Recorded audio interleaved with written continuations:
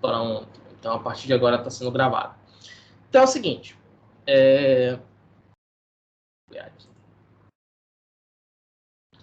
Então, tem esse mito aí do dinamarquês Hans Christian Ørsted.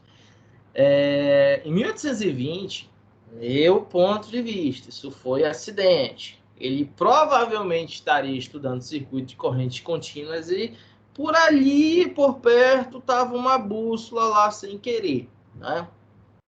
O que acontece? O Ørsted, ele apresentou na França essa ideia aí de que do experimento dele como algo assim fantástico. Só que no mesmo ano tinha um cara chamado Röntgen. E o Röntgen, ele tinha... ele foi quem descobriu o raio-x, não é? Ele disse, cara, isso foi acidente. Eu achava que eram os raios Becquerel, eu fiz um negócio... Foi por acidente que ele descobriu o raio-x. Mas o Ørsted chegou lá com toda a pompa, dizendo que não, ele sabia o que ele estava fazendo. O que o Ørsted fez? Ou o que ele percebeu depois do acidente, né? Se você tem um circuito, aí você tem aqui no seu lado direito da sua tela, né? Você tem um circuitinho de corrente contínua, você tem uma bateria, que é o gerador de corrente contínua, você tem a chave, seletor ali que desliga, você tem uma lâmpada ligada ao polo positivo, só para dizer tem corrente ou não tem corrente. Então, quando você fechar o circuito, a lâmpada vai acender. É mais ou menos o papel de uma chave de teste, tudo bem? Então, o que vai acontecer? Como eu não posso ver a corrente, mas eu posso ver o efeito da corrente, e nós já estudamos isso lá em eletrodinâmica, essa lâmpada vai acender, o efeito luminoso. E junto com o efeito luminoso, a gente percebe o efeito magnético, e vai ser percebido na bússola, tá? Então, essa bússola, ela tem que ser colocada da seguinte maneira, ou melhor, o fio tem que ser disposto da seguinte maneira. Ele tem que ser disposto com a orientação sul-norte, ok? Ele tem que estar exatamente alinhado com esse meridiano da Terra, tá? Jogando lá sul-norte. Só lembrando uma coisa, gente, isso que vocês já viram lá em geografia. A Terra tem linhas divisórias meridianas, linhas divisórias tropicais e uma linha divisória equatorial. A equatorial é a linha do meio, tudo bem? Que divide a Terra em duas bandas, vamos botar assim. Os meridianos, eles são nas direções polares, eles são perpendiculares à direção equatorial, tudo bem? Então, o que você tinha que fazer? O que o Ørsted tinha que fazer? Ele tinha que pegar esse fio e alinhar com o meridiano sul-norte, tá? Se tu for lá para a Cidade Nova, é fácil fazer isso, porque todas as ruas são organizadas em meridianos e equatoriais, tudo bem? Então, você pega uma SN, uma rua SN, se você levar uma bússola, você vai ver que a SN, ela é uma rua meridional, tá? Ela é alinhada norte-sul, sul-norte, tranquilo. Então, pega um fio e alinha e liga o fio. Quando você liga o fio, o que vai acontecer? Essa bússola, ela entorta em 90 graus, certo? Aí, quando desliga, a bússola volta ao normal. Bom, a gente sabe que a Terra tem um campo magnético. Esse campo magnético é na ordem de 74 microtesla. É um campo muito pequenininho. Uma bússola percebe, mas outros aparelhos torna-se imperceptível a muitos outros aparelhos. Mas aí, o que acontece? O fio, o Ørsted, ele percebeu o seguinte, que essa corrente elétrica, o efeito da corrente elétrica ao redor do fio era capaz de interferir na bússola, porque esse efeito era um efeito magnético. E aí ele percebeu que existia ali um ímã temporário. Esse ímã ele só era ímã enquanto havia corrente elétrica. Ao redor desse fio constituía-se um campo magnético porque havia corrente elétrica. Isso lá na frente foi equacionado por André-Marie Ampère. Então, Ampère, ele disse, não, acontece por causa disso. O Ørsted, ele só viu acontecer. Ele foi um Thales para a eletricidade, ele foi para o magnetismo aqui. Ele só olhou, ele não fez nada que contribuísse tanto assim, ok? Então, o Ampère, na verdade, equacionou, mas o Ørsted levou a fama como o cara que sabia o que estava fazendo, mas ele não sabia nada, ok?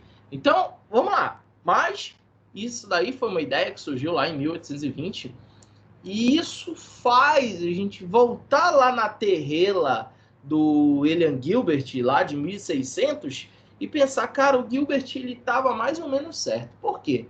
A Terra tem um gigantesco ímã dentro? Tem, mas esse ímã não tem formato de barra. Esse ímã ele é formado da seguinte maneira. Eu vou colocar aqui um quadro para vocês, coisa que não está aqui no teu material, mas eu vou precisar que vocês enxerguem o seguinte. Tu já deve ter visto lá, como eu já falei para ti em geografia, tu deve ter visto já um corte estratigráfico da Terra. É igual do nome escroto, corte estratigráfico. Que diabos é isso? É o seguinte, se eu pegar a Terra, der um corte nela, que atravesse o meião da Terra, cadê o quadro, mano? Sumiu meu quadro. Bom, vou colocar o da tela.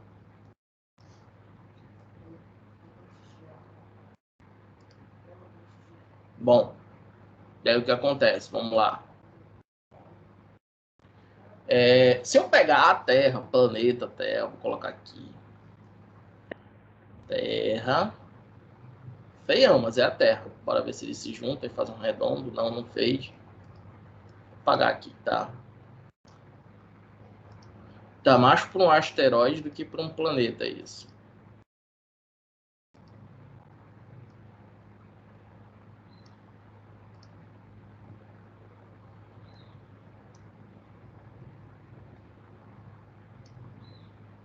Então vamos lá. A Terra, ela tem a sua crosta, certo? É com mais ou menos 11 quilômetros isso aí. É uma camada muito fina. Só lembrando que a Terra tem 6.400 quilômetros de raio. Então 11 quilômetros, mais ou menos, é a crosta. Aí você vem logo em seguida uma camada mais espessa, que é o manto. Tudo bem? Aí vamos entender. A Terra ela é mais fria na sua superfície. Aí o manto ele já tem uma temperatura maior. E ele também é mais quente. Ou tem uma temperatura maior e tem uma pressão maior ali também. Então, geralmente, quando a gente acha diamantes, ele está ali perto do manto. E há teorias ali de que existem muitos diamantes no manto. Mas é difícil chegar lá, né? E aí vem o ponto chave da nossa explicação, que é o quê? A Terra ela, lá dentro, ela tem, como eu já te falei, né, na fase de prototerra, um planeta que era feito de ferro, níquel e cobalto, ele se colidiu com a nossa Terra, foi para o centro, de acordo com as concepções newtonianas, foi para o centro, só que e formou um núcleo. Por isso que o nosso núcleo ele é sólido. O que é sólido? A crosta é sólida e o núcleo interno é sólido, tudo bem? E esse núcleo interno ele é feito de ferro,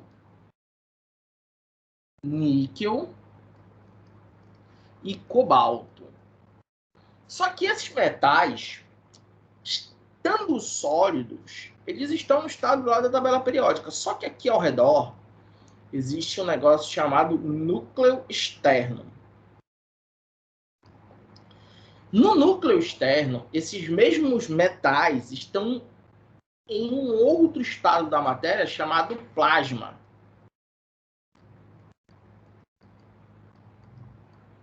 Lá no segundo ano a gente estuda o que é o plasma. O plasma ele tem características de gás ou líquido, ele tem características de fluido, ele é viscoso e tudo mais e tal.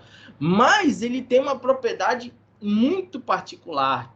Ele é formado por íons, certo? Por exemplo, o Sol. Qual é o estado físico do Sol? O Sol é um plasma, certo? Ele é formado por íons, tá? Tem muitos íons lá ao redor dele. Íons de quê? Íons de hélio, íons de hidrogênio e outros gases, outras coisas que tem ali dentro, tá? Átomos pequenos. O Sol não tem átomos muito grandes, tá? Mas esse planetoide aí, ele deixou um núcleo externo formado por íons de ferro, níquel e cobalto. Esses íons, eles são todos positivos. E aí, o que acontece? Todo fluido com diferença de pressão, só lembrar lá, princípio de Pascal. Se eu gerar uma diferença de pressão de um lado, essa diferença de pressão se transmite a todos os pontos do fluido e do recipiente. Princípio de Pascal, segundo ano. Então, o que vai acontecer? Esse fluido vai se mover. Os íons do plasma dentro do núcleo da Terra vão se mover. Íons em movimento. Se esse movimento for ordenado, que a maioria deles torna-se ordenado com o passar do tempo, eu constituo ali corrente elétrica. Então, você tem uma intensa corrente elétrica dentro do núcleo da Terra. E aí, o que acontece? Essa corrente elétrica faz com que ao redor da Terra tenhamos um campo magnético. Tudo bem? Só que essa polaridade do campo magnético, ela tem a ver com a rotação desse núcleo, tá? Por isso que eu disse para vocês irem lá no Megafilme e assistirem um filme chamado O Núcleo, Missão ao Centro da Terra. Eu não coloquei o link para vocês, mas dessa vez é imprescindível. Eu vou ter que colocar no grupo de vocês o link para esse filme, tá? Então, passa uma história ali justamente isso, de um projeto militar que por algum momento para o núcleo da Terra. E aí a Terra para de ter um campo magnético. A gente tem duas classificações de planeta. Olha só o que eu estou falando. Planeta. Eu não estou falando dos subplanetas. Eu estou falando dos planetas. Tá? Então, nós temos no nosso sistema solar 8 planetas.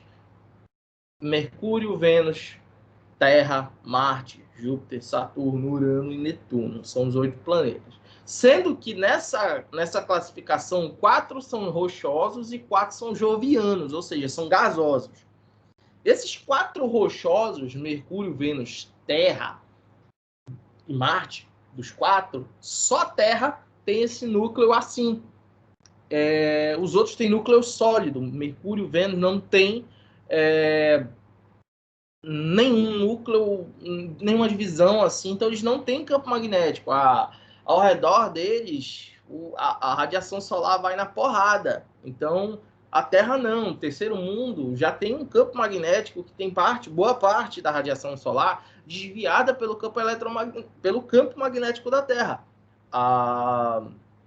Como o Sol ele emite radiação eletromagnética, essa radiação eletromagnética interage com campos magnéticos, tudo bem? Ou eletromagnéticos, vamos dizer assim. Então, o que acontece? Se você tem Mercúrio e Vênus, e não tem núcleo, e nem luas, tem alguma coisa a ver o campo magnético com o fator Lua? Não tem nada a ver, tá? Não tem nada a ver. Embora Marte, num passado astronômico, possivelmente teve um campo magnético. Essa teoria ela não é provada. E Marte tem 2 luas, Phobos e Deimos. Okay? Medo e Temor, a tradução dos nomes das luas. Né? É só você estudar um pouco da mitologia, você vai entender o porquê, certo? E o porquê que a Terra fica entre Vênus e Marte. Mas, enfim. Então, o que acontece? Esse campo magnético da Terra ele é oriundo do núcleo, ele tem a sua polaridade, o nosso polo magnético sul, ele fica mais ou menos próximo do polo geográfico norte. Isso que a gente estava falando na aula passada, ok? O polo magnético norte fica mais ou menos próximo do polo geográfico sul. Tudo bem? Então, é por isso que se eu pegar uma bússola, aquela bússola chinesa, e utilizar apontando, a bússola ela vai sempre apontar para o norte geográfico, porque o norte geográfico é sul magnético. Só em algum momento da história geológica da Terra, esse campo ele inverteu, e inverteu várias vezes, certo? A constituição que nós temos agora é essa. Eu não lembro se a cada 110 milhões de anos ou 1000 anos, ele inverte completamente. Mas vamos pegar para um vizinho nosso aqui, que esse tempo de inversão magnética é muito menor, o Sol. Se nós temos um campo magnético formado pelo plasma no centro da Terra, imagina o Sol, que é todo ele feito de plasma. O Sol ele tem campo magnético intenso pra caramba. E esse campo magnético do Sol, ele tem a sua reversão completa a cada 22 anos, mas ela tem meio ciclo de 11 anos, tá? Rapaz, deixa eu só ver um negócio aqui. Estamos em 2020. Vixe. Bom, voltando. Essa reversão, ela acontece a cada 11 anos, tá? E aí, o que acontece? A cada 11 anos, existe um fenômeno que é o vento solar, que é justamente uma rajada de partículas muito intensas que são provenientes dessa reversão magnética do Sol. Ele joga muitas partículas e essas partículas arrebentariam com a vida na Terra se não tivéssemos o nosso cinturão de Van Allen, que é justamente a área de proteção magnética que nós temos, tá? Contudo, essa radiação ela passa de boa na direção equatorial, mas nos polos ela fica presa, tá? Porque o campo lá nos polos ele é mais forte, mas ele é de 90 graus, ele tem um raio menor de distância da Terra e ele causa um efeito atmosférico muito interessante que eu vou falar futuramente, que são as auroras. Quando você tem no Polo Norte, você tem a aurora boreal e no Polo Sul você tem a aurora austral. Vou ver se alguma coisa no chat, alguém falando. Não. Então vamos voltar lá para o quadro. Então, galera, a ideia é essa. A Terra, voltando na ideia do Gilbert, ela tem um campo magnético, mas não porque ela enfiaram lá um gigantesco ímã em formato de barra. Não, ela tem um campo magnético porque ela tem um núcleo em forma de plasma. Esse plasma ele tem cargas elétricas em constante movimento, ali tem íons, 3 tipos de íons em movimento, e pela lei de Ampère, que é o que nós vamos estudar, esses íons em movimento geram ao redor um campo magnético. Esse campo magnético ele é mais ou menos constante durante um certo tempo, mas ele tende a inverter a cada milhares de anos aí. Beleza, gente, tranquilo aí. Então, essa é a causa do campo magnético da Terra, tá? Bora voltar aqui para o nosso slide para falar um pouco sobre a lei de Ampère, né? Que a lei de Ampère ela te dá o suporte matemático para poder entender esse campo.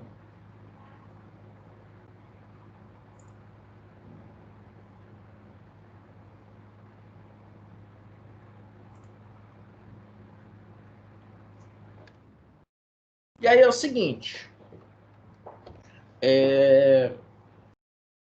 o campo magnético, por razões que eu não vou entrar agora, gente, o eletromagnetismo, você vira a data lá, 1820, né?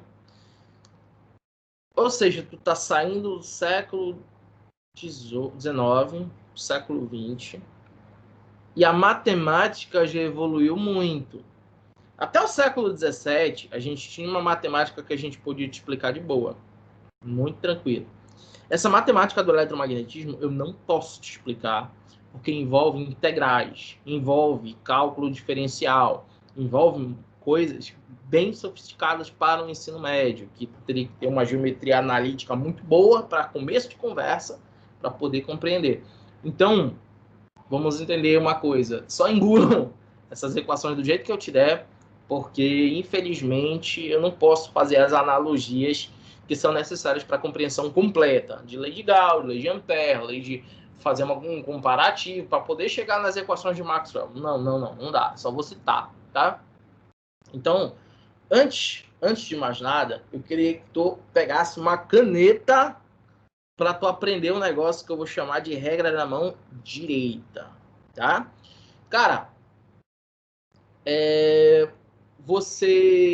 existem livros que falam de regra da mão esquerda, existem livros que falam de regra da mão direita, mas o que eu vou fazer com vocês, só vou te ensinar uma regra, tá? A da mão direita. Pessoa, mas e a da mão esquerda não funciona? Funciona, mas eu acho que para um conforto anatômico, a regra da mão direita, ela é suficiente. Eu vejo aluno quase quebrando o braço fazendo um negócio de regra da mão esquerda na hora da prova, na hora do Enem, cara. Não faça isso. O fiscal, ele vai pensar que tu tá incorporando alguma entidade, vai querer te tirar da sala, mano. Então, só uma é suficiente para não confundir tua cabeça. Então, mesmo você que é canhoto, Você vai ter que usar a mão direita, tá? Porque ela só funciona com a mão direita. Então, eu vou te ensinar ela em dois momentos. O primeiro momento é aqui na lei de Ampère. Por quê? Porque o campo magnético, olha só, ele é uma grandeza vetorial. Se ele é uma grandeza vetorial, ele tem esse sentido, ele tem uma direção e tem uma intensidade, tá? Então, vamos pegar os aparelhos que geram esse campo magnético. Primeiro, o aparelho que gera o campo magnético, a gente vai considerar como sendo o fio. E esse fio, ele vai ser um fio de tamanho infinito. Putz, quer dizer que um fio curto não funciona? Não. A palavra infinito, para a gente, vai ter a seguinte conotação. Não interessa onde começa e onde termina. Interessa é que ele tem um tamanho, porque ele tem que ter um tamanho, mas esse comprimento ele é irrelevante para mim, tá? Então eu vou pegar pensar num fio. Tem um fiozinho aqui. Vou pegar um fone de ouvido. Pronto. Então, um fio, certo? A corrente elétrica ela vai passar por dentro desse fio, tudo bem? Ele é o condutor. E a minha direção vai ser perpendicular ao condutor. Opa, como assim a direção é perpendicular ao condutor?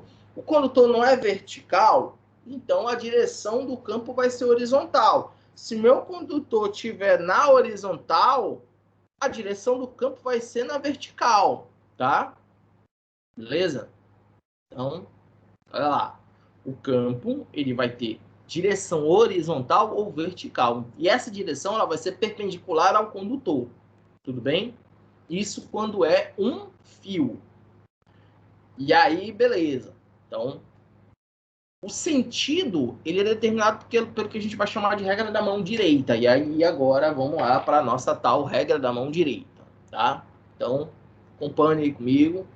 Faz o que eu fizer, mesmo que seja completamente ridículo, mas faz, ok? Tu vai ver que tu vai precisar disso na hora de resolver a questão. O teu polegar da mão direita, ele vai acompanhar o sentido da corrente elétrica, tudo bem? O teu polegar vai acompanhar o sentido da corrente elétrica. Os teus dedos, eles tendem a abraçar o fio e o movimento que eles fizerem vai ser o movimento do campo. Professor, que cagada é essa? Vou te mostrar aqui de novo, desenhando o quadrinho.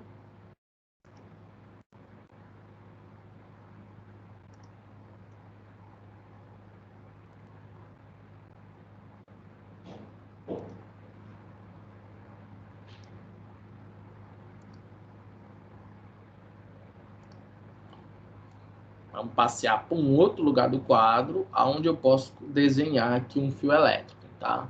Não sei se minha mão direita vai ficar muito bacana aqui não, tá? Beleza, olha só. Então você tem um fio elétrico aqui.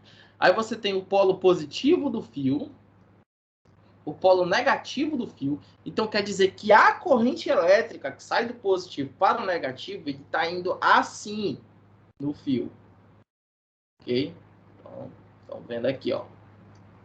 Beleza? Tá indo assim. Aí chega um cidadão com a mão suja aqui e vai fazer a regra da mão direita. Bora fazer a regra da mão direita aqui. Então, o polegar é no sentido da corrente elétrica e os outros dedos. Isso é um alien, não é uma pessoa. E os outros dedos formam o campo. Veja, esses dedos, se eles fecharem, eles fecharão assim. Tudo bem?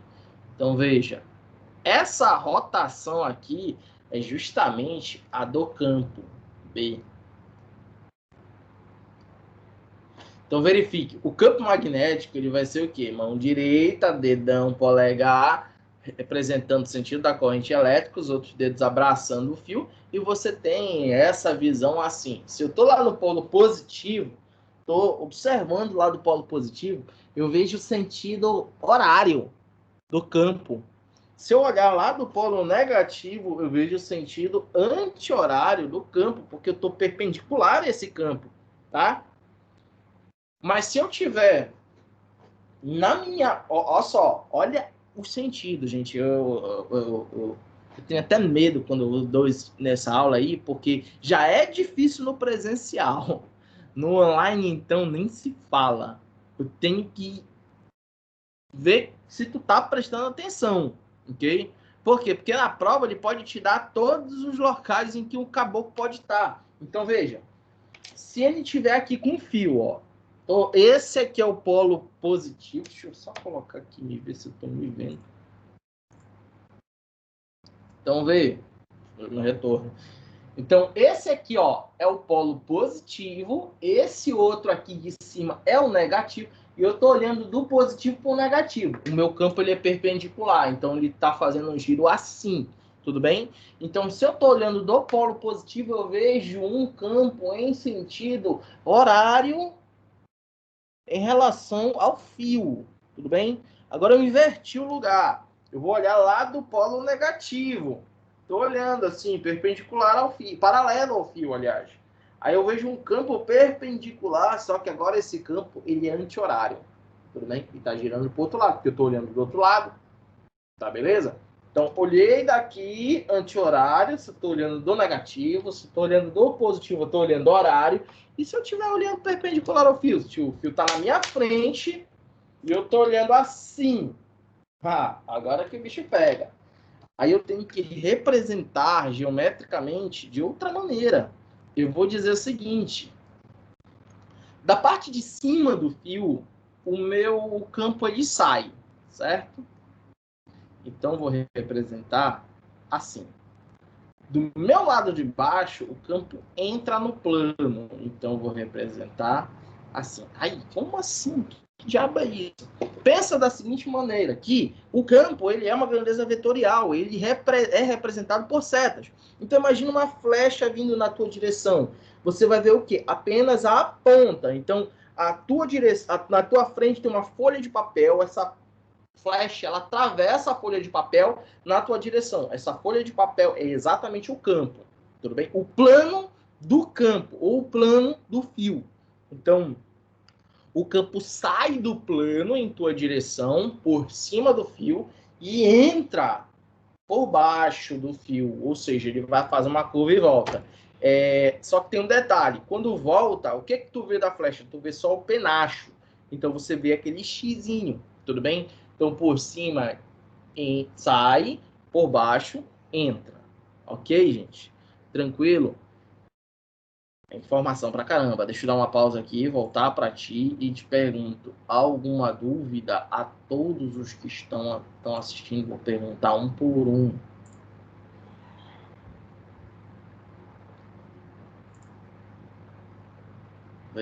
Kaique, Amanda, Thiago.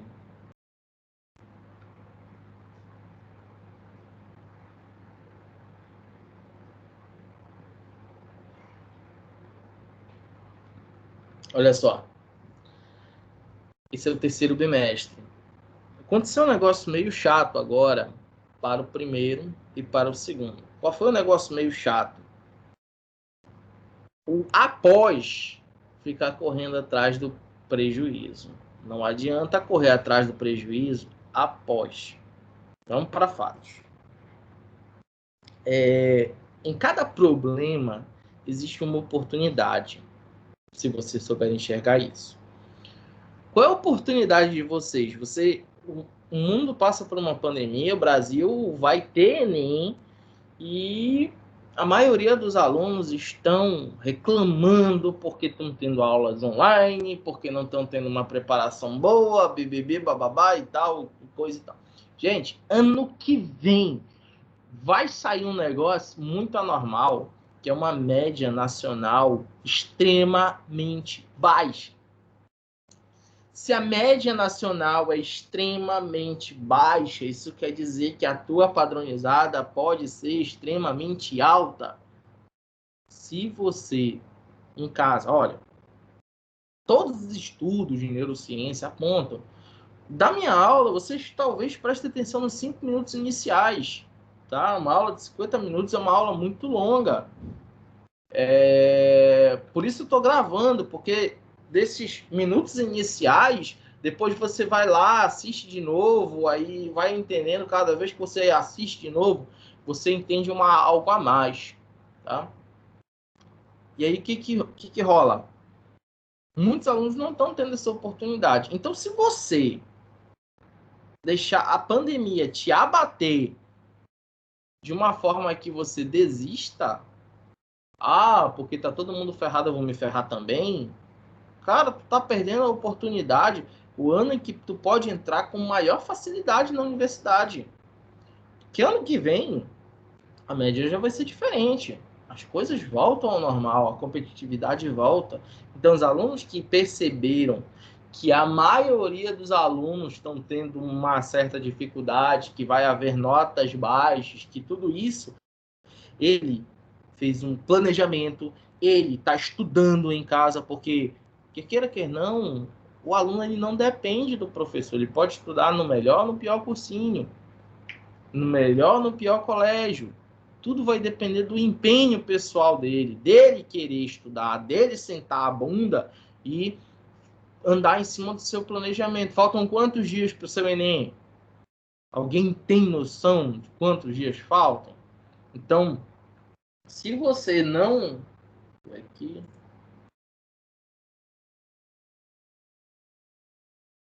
Exato, ó. É isso que eu queria, que se expressasse, porque é difícil de entender isso. A gente vai fazer o seguinte: dever de casa para segunda-feira. Eu sei que vocês não gostam, mas eu preciso avaliar o que vocês estão fazendo.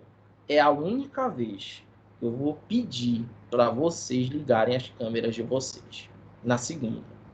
Então, vai com remela no olho, dá uma lavada no olho. Então não precisa escovar o dente porque o bafo não passa pela câmera. Mas eu preciso que vocês liguem a câmera e estejam com um pedaço de fio. Não precisa ser um fio elétrico. Pode até ser a caneta, alguma coisa no formato de um fio, tá? Porque são 4 aparelhos de ampere. Depois que vocês entenderem o fio, qualquer outro fica fácil, entendeu? Então, o difícil da regra da mão direita é esse pontapé inicial, tá? Cara, quando é em sala, eu dou um pedaço de fio para cada um e vejo o moleque fazendo. Eu tenho que ver para ver se o cara não tá fazendo bobagem, certo? Isso é muito importante. Como é uma grandeza vetorial, cara, isso muda muito.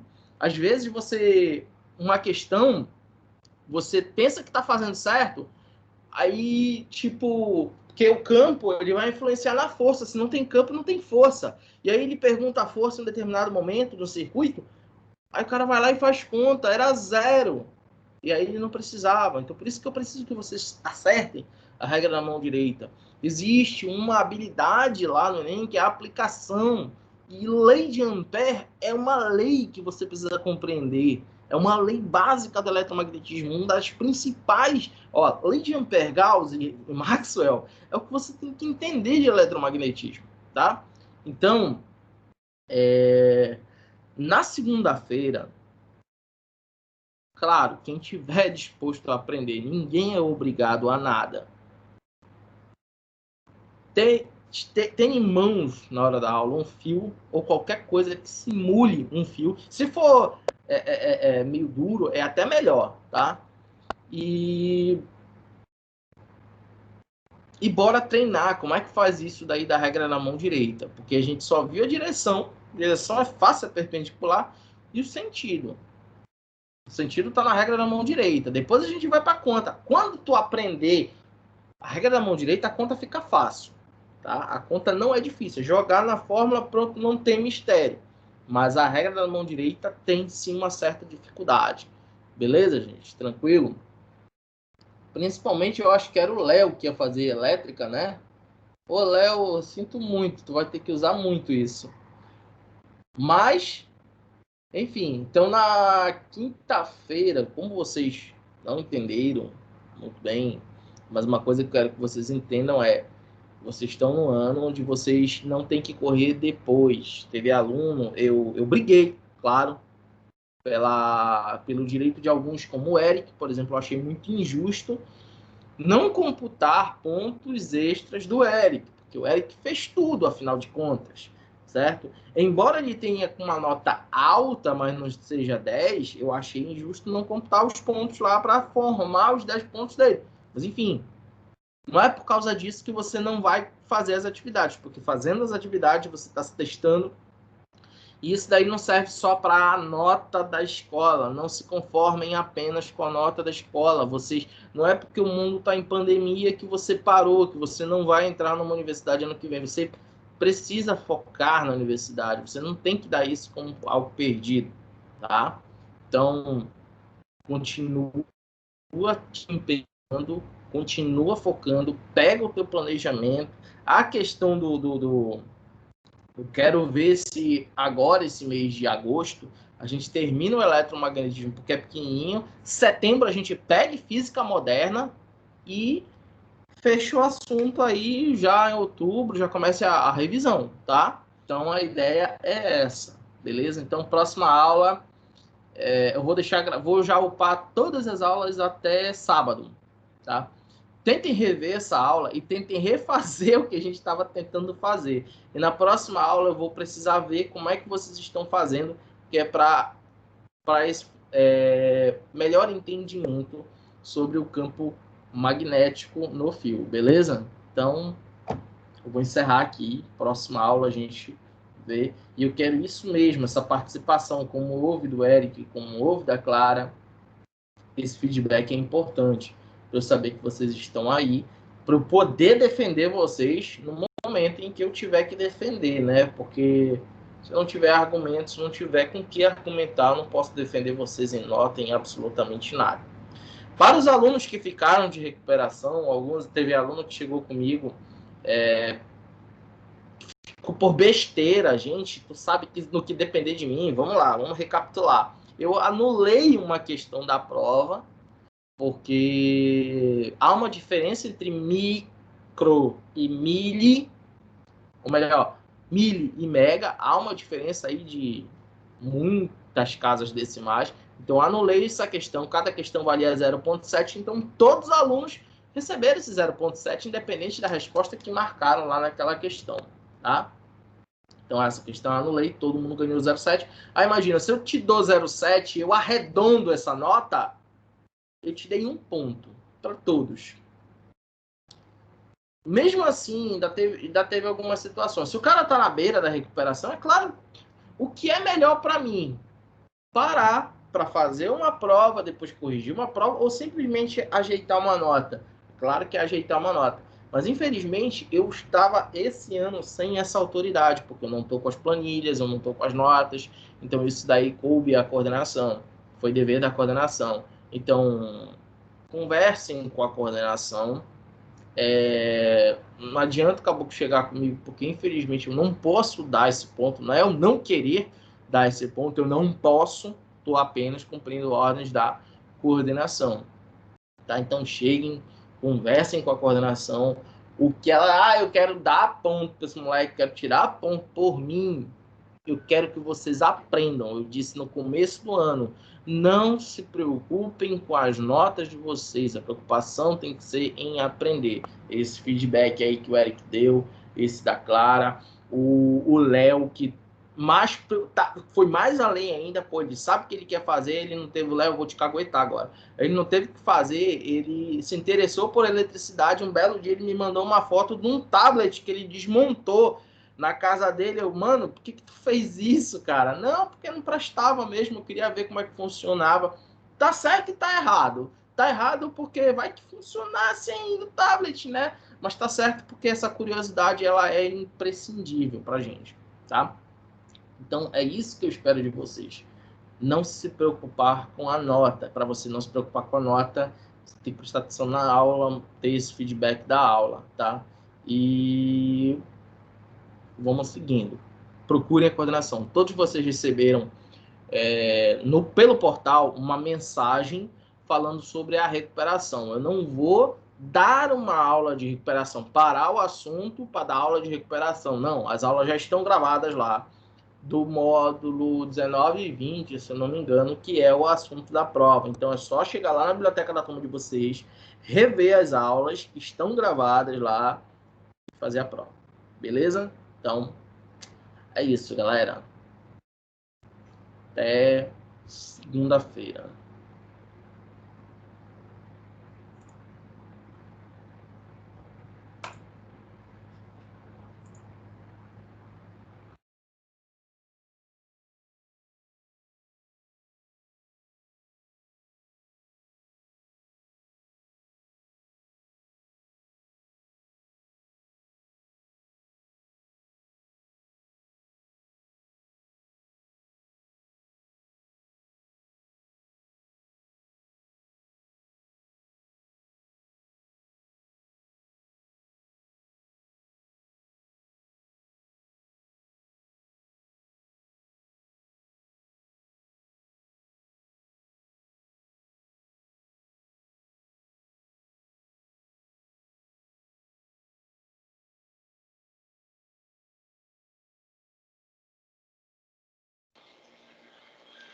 Tem alguém me ouvindo?